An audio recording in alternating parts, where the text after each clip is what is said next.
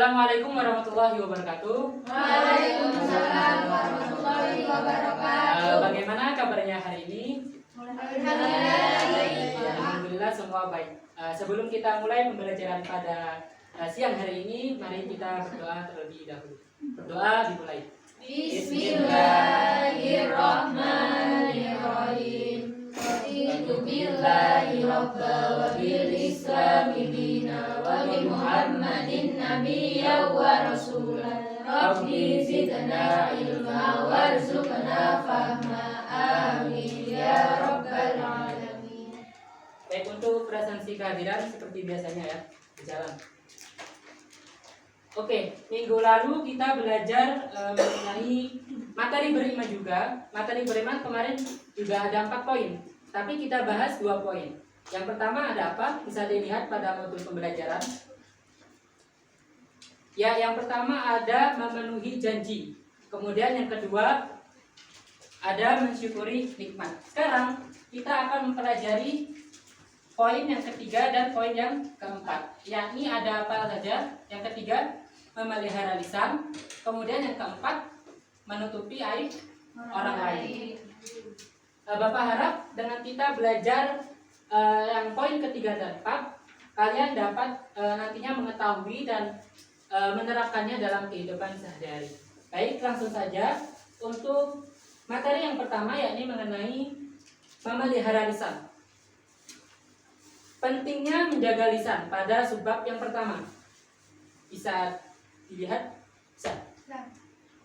Pentingnya menjaga lisan. Yang pertama, lidah atau lisan merupakan anggota tubuh yang sangat berharga. Kenapa dikatakan sangat berharga?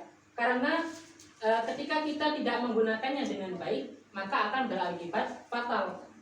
Seperti ditampilkan pada 2 poin di sini. Yang pertama, yakni melalui lisan yang tidak tertata dapat menimbulkan pertengkaran dan perselisihan.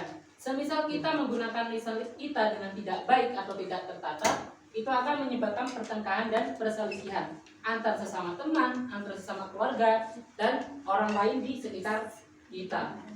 Kemudian, jika lisan sebaliknya, jika lisan yang terjaga artinya kita gunakan dengan baik, maka akan dapat mendatangkan kedamaian, ketentraman. Kita berteman dengan orang-orang itu dengan baik, tidak dengan permusuhan dan perselisihan. Mungkin dari sini ada yang ditanyakan? Tidak ada. Oke, lanjut pada materi berikutnya tentang lisan, antara fitnah, ghibah, dan buhtan. Lisan yang tidak baik nantinya akan menimbulkan fitnah. Yang pertama fitnah, kemudian kedua ghibah, dan yang ketiga buhtan. Apa ketiga pengertian ini? Yang pertama fitnah. Fitnah adalah perkataan bohong untuk menjelekkan orang lain. Semisal Mbak Arini berkata bohong tentang Mbak Ella dipunyai 3 orang pacar, padahal kenyataannya tidak. Itu termasuk ke dalam fitnah. Kemudian yang kedua, ghibah, membicarakan keburukan orang lain yang tidak hadir. Mbak Arini omong-omongan dengan Mbak Vina. Omongannya itu membahas tentang Mbak Vina yang punya pacar 3. Mbak Ella maksudnya, Mbak Ella, mohon maaf Mbak Ella. Nah, namun pada saat itu Mbak Ella tidak hadir. Nah, maka yang dilakukan oleh Mbak Arini dan Mbak Vina itu disebut dengan ghibah. Kemudian yang ketiga itu ada buhtan, yakni kebohongan besar tentang keburukan orang lain yang tidak terbukti. Nah, ketika Mbak Arini dan Mbak Vina tadi ghibah tentang Mbak Ella mempunyai 3 orang pacar, namun buktinya itu tidak ada. Nah, itu disebut dengan buhtan. Bisa dipahami? Masih ada yang bingung? Bisa dipahami dari sini? Kok kayak kurang semangat? Bisa. Oke. Yang poin selanjutnya yakni petunjuk menjaga lisan. Nah, bagaimana kita cara agar menjaga lisan kita itu tetap berhati-hati dalam kehidupan sehari-hari. Yang pertama, menjauhi perkataan bohong. Berkata tidak semestinya atau tidak ada bukti. Kemudian tidak bermanfaat dan kotor. Kemudian yang kedua, tidak menggunjing. Menggunjing sama dengan ghibah yang dilakukan oleh Mbak Arini dan bakhina, dan mencela orang lain. Kemudian yang ketiga, yang terakhir, bersikap sopan kepada sesama, terutama kedua orang tua. Jadi kita berteman itu secara sopan ketika kita awal perkenalan dengan orang lain. Walaupun kita bertahun-tahun berteman, itu juga harus ada titik kesopanan, karena itu juga akan bawa kedamaian dalam pertemanan itu sendiri. Oke, selanjutnya untuk materi berikutnya. Ya, ini masuk ke dalam poin yang keempat, yakni menutup aib orang lain. Oke, poin yang pertama, di situ ada dua sebab ya. Bisa dilihat ya anak-anak. Yang pertama, yakni pengertian aib. Apa itu aib? Apakah ada yang tidak pernah punya aib? Oh, pasti semuanya punya ya, termasuk Bapak juga punya. Aib itu sendiri adalah celah, cacat, nista, perilaku hina yang memalukan dan seharusnya ditutup. Contohnya aib. Mbak Ella terbukti akhirnya terbukti punya 3 orang pacar. Nah, menurutnya Mbak Ella itu adalah hal yang memalukan untuk diri Mbak Ella. Nah, itu termasuk ke dalam aib dari Mbak Ella. Dan fungsi dari teman yang lainnya seperti Mbak Arini dan Mbak Vina itu berusaha untuk menjaga aib dari Mbak Ella, jangan sampai dibicarakan, gibah tadi. Nah, dari aib sendiri itu dibagi menjadi 2. Yang pertama itu ada aib zahir, kemudian yang kedua itu ada aib tersembunyi. Aib zahir ini adalah aib yang nampak dan dapat diketahui secara lahir. Jadi dari lahir itu sudah nampak, seperti barang-barang yang punya cacat seperti itu. Kalau misal orang biasanya mempunyai fisik yang kurang sempurna, itu bisa dikatakan dengan aib. Kemudian yang kedua itu aib tersembunyi, itu adalah aib yang tidak nampak karena disembunyikan, seperti Mbak Ella tadi. Tapi bisa dibocorkan dengan teman-teman yang tidak menjaganya. Jadi kita ketika punya aib itu harus bisa sekuat mungkin untuk dijaga agar aib kita tidak dibuka oleh orang lain. Dan itu banyak terjadi di sosial media, itu aib itu disebarkan oleh teman dekat kita sendiri. Mungkin cukup materi pembelajaran pada siang hari ini. Jadi untuk melakukan penilaian, jadi Bapak di sini akan melakukan 3 penilaian. Untuk yang pertama penilaian kognitif, kemudian yang kedua afektif. Untuk yang psikomotorik bisa kita lakukan minggu depannya. Oke, kita akan melakukan evaluasi pembelajaran, pengetahuan kognitif dan perilaku afektif. Jadi di sini Bapak akan membentuk 2 kelompok. Kelompok yang pertama, kelompok merah, kemudian kelompok kedua ada kelompok kuning.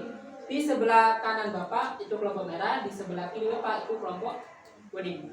Nah, nama permainannya itu sendiri apa? Yakni memburu soal. Jadi bisa kita lihat di sekeliling kita itu ada kartu merah dan kartu kuning. Itu adalah kartu soal.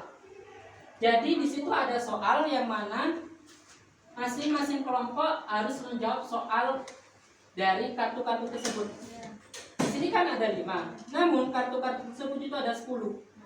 Jadi ada 5 soal dan ada 5 zong. Nah, peraturannya, jika nanti salah satu anggota itu mendapatkan zong, maka anggota dari kelompok merah misalnya ya akan ditahan oleh kelompok kuning.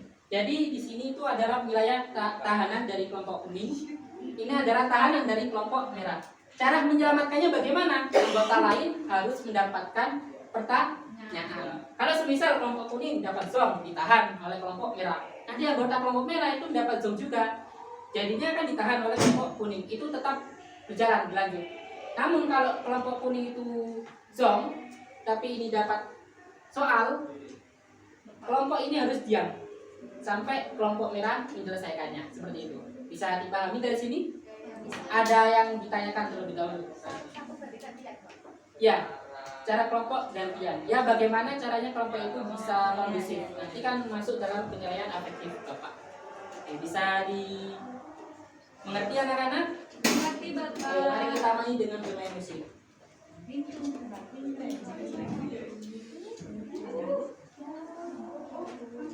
Ada yang apa nih? Right.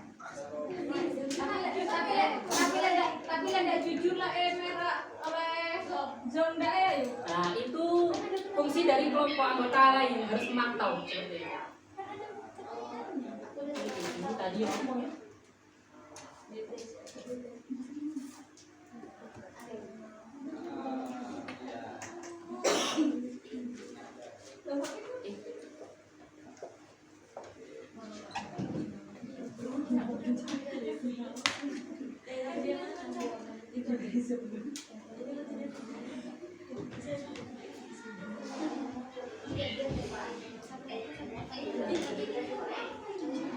Hanya ada satu spidol untuk menjawab ya, jadi rebutan. Jangan cepat. Itu ada dua. Ingat ini tahanan dari kelompok merah, ini tahanan dari kelompok kuning. Iya harus. Mulai Pak ayo Pak. Gantian spidol.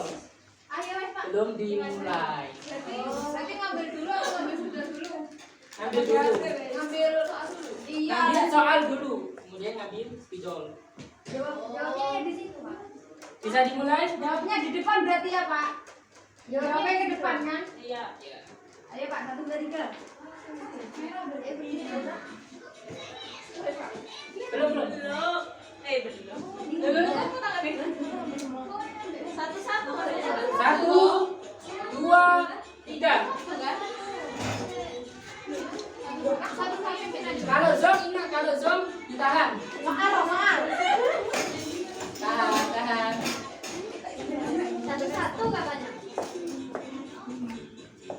Kerjasama diperlukan.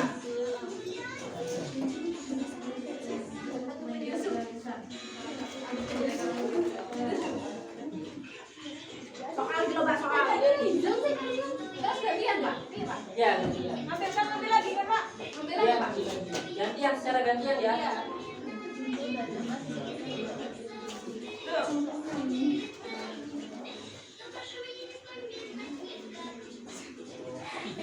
Waduh, harus satu-satu ya. Harus satu-satu pengambilannya. Dilarang bersamaan. Dilarang bersamaan. Dilarang satu-satu. Yang lain harus memantau siapa yang zoom. Aku. Satu-satu. Satu-satu. Ayo, gantian.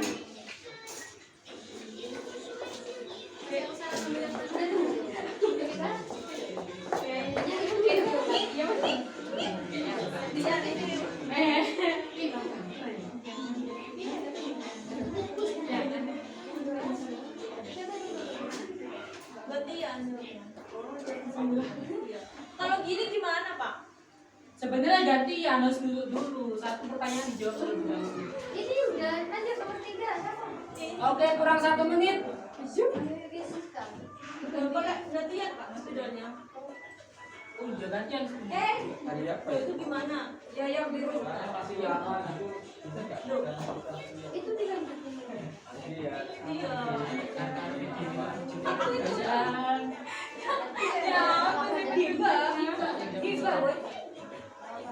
Oke, waktu dari 15, 14, 13, 12, 11, 10, 9, 8, 7,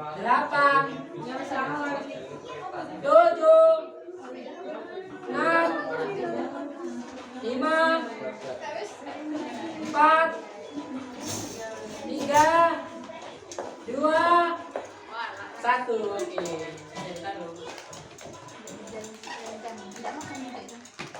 Oke, tadi ada kesalahan teknis ya. Contoh, semisal tadi daerah ambil pertanyaan, yang lain itu membantu menjawab, bukan mengambil semuanya, tidak seperti itu. Itu kan membuat amburadul. Ini juga salah bapak. Pertanyaannya bisa dibahas. Oke, kita koreksi untuk pertanyaan nomor 1 dari kelompok kuning. Tapi bisa dilihat ya siapa pemenangnya di sini. Ya. Tapi kalau salah nilainya dikurangi Bapak. Oke, nomor 1 sebutkan dua pembagian janji dalam Islam. Nomor 1 ya. 1. Oh, itu sesuai sesuai nomor. Udah dibilang Oh, oke. Jadi disesuaikan. Sudah kasih nomor ya Allah. Enggak tadi. dua pembagian janji dalam Islam. Yakni janji kepada Allah, janji kepada manusia. Betul? Nomor dua, perkataan bohong untuk menjelekkan orang lain. Fitnah atau buntang? Ya betul, fitnah. Nomor tiga, nikmat menurut bahasa, pemberian, anugerah maupun kesenangan yang lain. Betul. Untuk kelompok merah ini ada 3, tapi yang dijawab dua. Oke, jadi bisa kita lihat bahwa penangnya yakni kelompok kuning. Oke, ini hadiah untuk kelompok kuning. Ini untuk hadiah kelompok dua. Oke, baik, terima kasih atas partisipasinya. Tepuk tangan untuk kita semuanya. Oke, sebelum Bapak tutup, mungkin ada pertanyaan dari materi pembelajaran yang sudah Bapak terangkan tadi. Oke, baik, kita tidak ada. Minggu depan kita akan melakukan penilaian psikomotorik dengan kelompok kuning dan merah, nanti membuat media seperti terserah. Yang penting menarik dan kreatif. Oke, baik, kita tutup pembelajaran pada siang hari ini dengan membaca doa kafaratus majlis bersama-sama. Bismillahirrahmanirrahim. Subhanakallahumma wa bihamdika asyhadu an la ilaha illa anta astaghfiruka wa atubu ilaik.